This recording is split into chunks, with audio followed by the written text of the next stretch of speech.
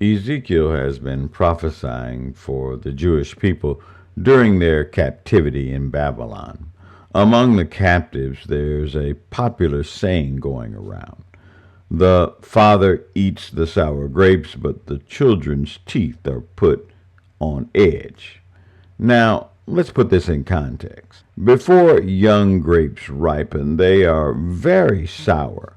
And when you eat them, they erode away a bit of your enamel on your teeth, harming them with the acid and setting your teeth on edge, making them sensitive. The proverb seems to say that while the father has done the bad act of eating the sour grapes, it is the children who are impacted because their teeth are the ones feeling the sensitive feeling. What this meant for those Jews who liked this quote was that they were suffering for what their fathers had done. They were claiming that the judgment that had befallen them was because of their fathers' actions and not their own sins. They were in essence saying that God was holding their ancestors' actions against them, and by claiming this, they were shedding the blame for their current plight. Evidently, this proverb was very popular, so popular that both Ezekiel and Jeremiah were inspired by God to give a message about it, even though they were speaking to people who were more than 800 miles apart.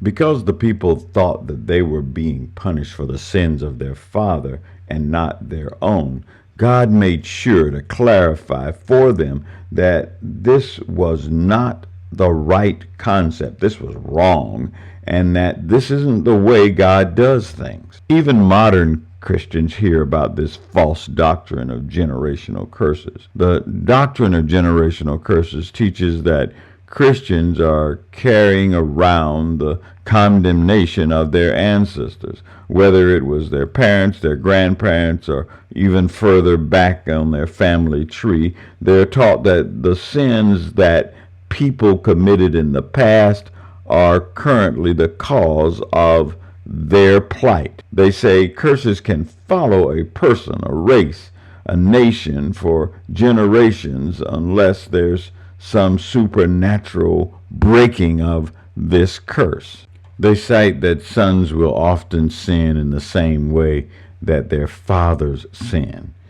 This is not a punishment. It is a result of a sinful example of one generation influencing another generation. Ezekiel asserts a wicked son may have a son also. If generational curses were true, then this son would have no choice but also to be wicked and to suffer for his father's sins. Wrong. God says that a son may see all of his father's sins, but not also do them. The Israelites were seeking to justify their plight and absolve themselves from blame with this simple proverb saying that God was inevitably punishing them for their father's wickedness. Ezekiel says to them and to us that that is wrong. Let's make it a little personal. The voice you hear right now is the product of two ministers of the gospel, a mother and a father. But with all their guidance, it is ultimately my choice as to whether to give my life to Christ. I cannot blame them for my stumbles, and while I thank them for their guidance, ultimately my choices were my choices. But we all must honestly look in the mirror to assess our actions after we have made our choices. Ezekiel, responding for God, says that if Israel lives rightly, then they will live. Then he beckons the children of Israel to repent, to turn away from their sins. Your doom is not something inevitable in the fortune laid out for you. God judges you based upon your heart, your acceptance and obedience. Israel had, and we have, the ability to withstand the temptations with a new heart, with a new spirit, and with a new walk. Ezekiel is saying to us the way we choose to live is our choice. We must choose wisely. That's the lesson for this week. Have a great week. Bye.